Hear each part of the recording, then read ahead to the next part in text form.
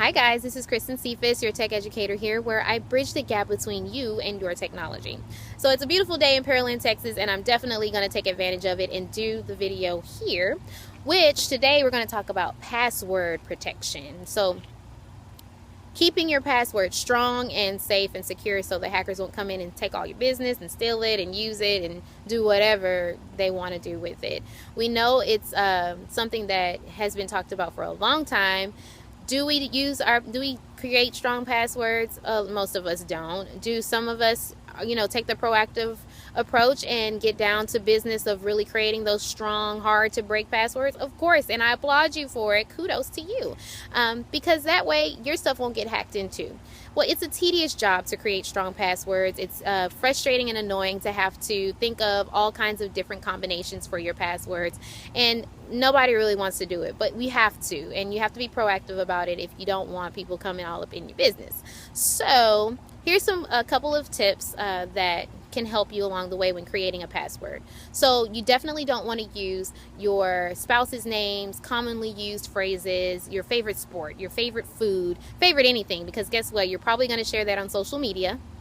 And those hackers, guess what? They actually do spend a lot of time browsing through your social media pages, looking at your best friends, knowing who your grandson is, knowing the names of your kids, your spouse, your favorite colors, because it's going to be shared, because we're so open now, we're so public. So they're going to look on your pages and everywhere else to see what your hobbies are and your likes and dislikes are. And more than likely, one of those likes is definitely going to be associated with your password. So stay away from the things that you commonly use and say on a daily basis, on a regular basis, and that will create more of a stronger password presence for you and on your accounts. So tip number 2, getting a strong password. What are some ideas? What are some things that you can do? One, you can think of some phrases or think of some affirmations or some quotes or something that's super long that you know that, hey, this is something that I want to strive to be. Or think of something that you want to quit doing, or you want to pick up a different kind of tool, or not hobby, but just something, that a phrase that speaks to you and resonates to you, and then make that your password. So every time you type it in, and I got this cute little idea from one of my mentors, my business mentors, just make that phrase your password. So every time you type it in, you will be typing in something that will empower you, that will encourage you, that will make you, motivated and push you to be the better you that you can be for the day. So, or the best you can be. Yeah, you get it.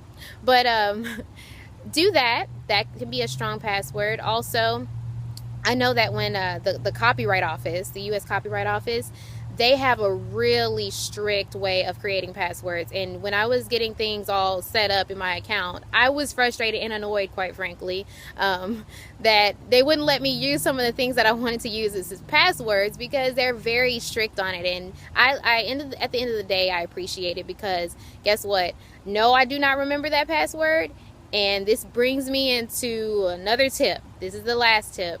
Because I don't remember it, and I can't remember it because it's super abstract and unique of a password, I had to create a master password list for all of the accounts that I have, this is something that we should all do. Have a master list of all of the accounts that you have, the username and passwords to those accounts. Even go as far as to the account name, the payments, that if you make those payments on a certain day, all that stuff. Create a spreadsheet, and if you don't know how to do that, I'll have another video available for you on that. But create a spreadsheet on your computer and just type that information in, and have that those passwords ready and available. Print it out. Keep it safe somewhere where you can get to it and nobody else can get to it.